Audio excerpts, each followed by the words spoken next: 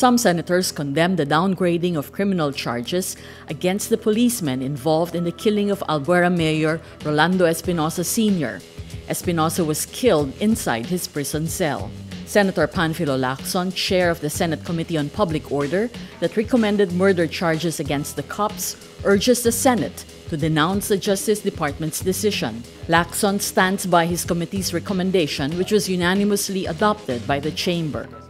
Last May, the DOJ downgraded the murder charges against former Criminal Investigation and Detection Group Region 8 Chief Marvin Marcos and his 18 co-accused to the bailable offense of homicide. It also dismissed the malicious warrant charges against them. The cops walked free after posting bail last week. Senate Minority Leader Frank Drilon says the action of Justice Secretary Vitaliano Aguirre is anomalous and suspicious and is an insult to the Senate that conducted the probe into the killing. A United Arab Emirates court acquits overseas Filipino worker Jennifer Dalquez of murder, saving her from death row. Dalquez's mother on Tuesday tells Rappler her daughter will only have to serve 5 years in prison, then she can go home. The UAE court released the decision Monday.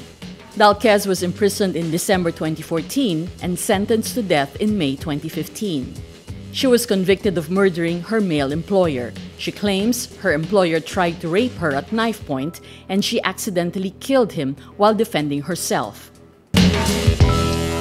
The camp of Vice President Leni Robredo insists former Senator Bongbong Marcos must shoulder the 2.08 billion pesos in expenses the Commission on Elections incurred because of his election protest. Robredo's camp reiterated this in a motion filed before the Supreme Court, sitting as the Presidential Electoral Tribunal Tuesday. They also asked the PET to direct the COMELEC to clarify who should pay for the expenses the poll body mentioned in an earlier manifestation. The COMELEC earlier provided an itemized list of expenses it may be required to pay under its contracts covering the 2016 elections.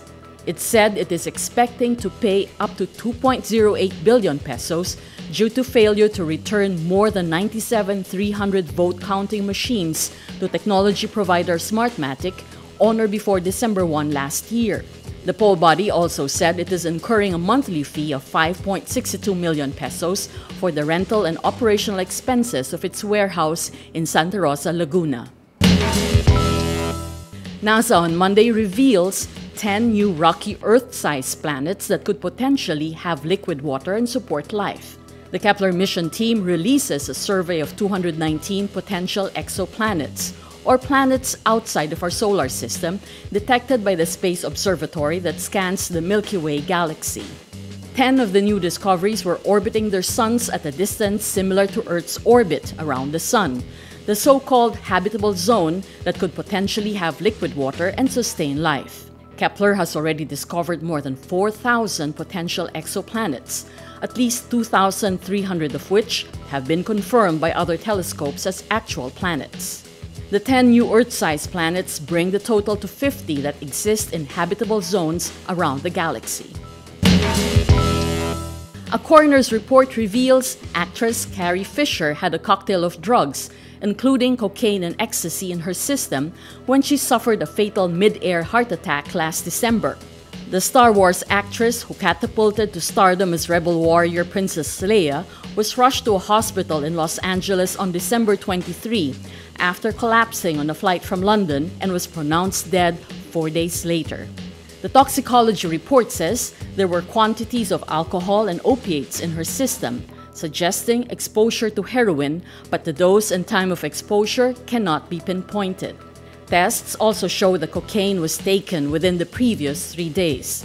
There was also remote exposure to the recreational drug MDMA, better known in its pill form as ecstasy. Fisher's daughter, Billie Lourdes, says her mother had battled drug addiction and mental illness her entire life and ultimately died of it.